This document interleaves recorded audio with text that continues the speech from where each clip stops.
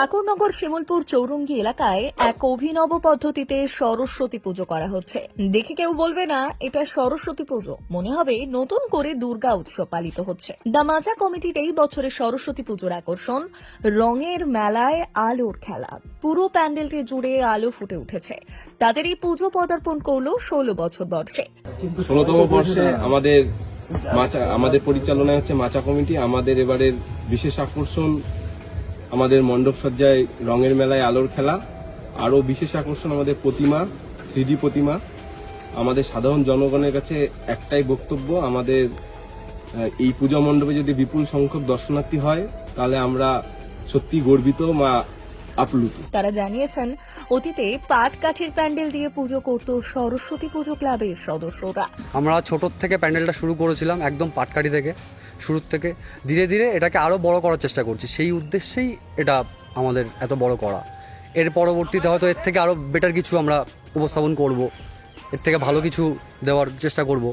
সহযোগিতায় আমাদের সদস্যবৃন্দ তো আছেই, এছাড়াও আমাদের প্রতিবেশী যারা আছেন, ঠিক আছে, এই মামাও আছে আমাদের সাথে, ঠিক আছে, ইনি এই জমিটা মালিক, উনি এই জমিটা আমাদের দিয়েছেন এই প্যান্ডেলটা করার জন্য, ওনার জন্যই সম্ভব হয়েছে প্যান্ডেলটা করার। আরও গ্রামবাসী বিন্দু যারা আছে, আমাদের সিনিয়র যারা আছে, তারা আমাদেরকে সব দিক থেকে সাহায্য করে।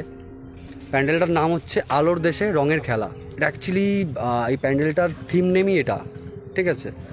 আর এটা হচ্ছে আমাদের সদস্যদের, আমাদের কিছু ছেলে আছে যারা নতুন উদ্ভাবন চেষ্টা করছে, নতুন কিছু করার, তাদেরই এটা প্রচেষ্টা, তারাই যোগাযোগ করে এটার ব্যবস্থা করেছে।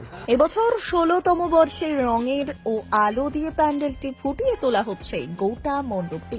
প্রায় 15 দিন আগে থেকেই প্যান্ডেলটি সাজানো হচ্ছে।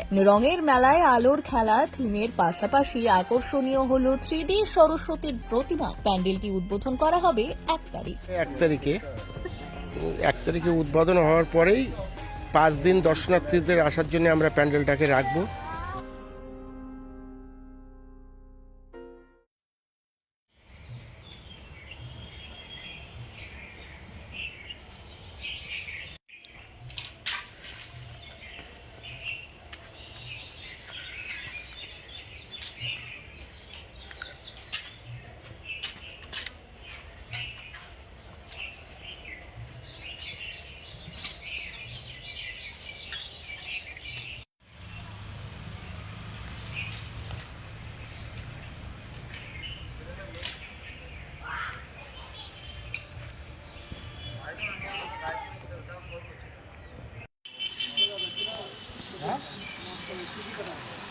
ব্যুরো রিপোর্ট, ভুবনগ্রাম সংবাদ।